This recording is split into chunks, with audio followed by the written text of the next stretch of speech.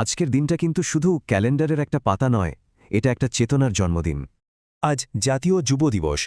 স্বামী বিবেকানন্দের জন্মদিনে জানাই আমাদের বিনম্র শ্রদ্ধা।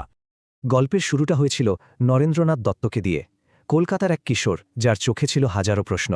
শ্রীরামকৃষ্ণের কাছে এসেই তিনি খুঁজে পেয়েছিলেন জীবনের সেই মহামন্ত্র। আর সেই নরেনই একদিন হয়ে উঠলেন সারা বিশ্বের স্বামী বিবেকানন্দ। সালটা ছিল 1893। বিশ্বজুড়ে এক ঐতিহাসিক মুহূর্ত তৈরি হতে চলেছিল। শিকাগোর বিশ্ব ধর্ম মহাসভার সেই মঞ্চে কেঁপে উঠেছিল তার কণ্ঠস্বর। তার এই একটা সম্বোধন আজও শুনলে প্রত্যেক ভারতীয়র বুকটা গর্বে ভরে ওঠে। সেদিন গোটা বিশ্ব জেনেছিল ভারত শুধু একটা দেশ নয়, এক মহান সভ্যতা। তিনি শিখিয়েছেন দুর্বলতা মানেই পাপ, আর আত্মবিশ্বাসী হল আসল শক্তি। কারণ তিনি মনে প্রাণে বিশ্বাস করতেন দেশের আসল ভবিষ্যৎ হল যুব সমাজ।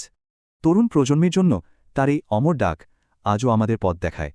এই একটা বাক্যেই যেন লুকিয়ে আছে সংগ্রাম আর আত্মসম্মানের এক ইতিহাস। তাহলে আসুন আজকের এই বিশেষ দিনে আমরা সবাই একটা শপথ নিই।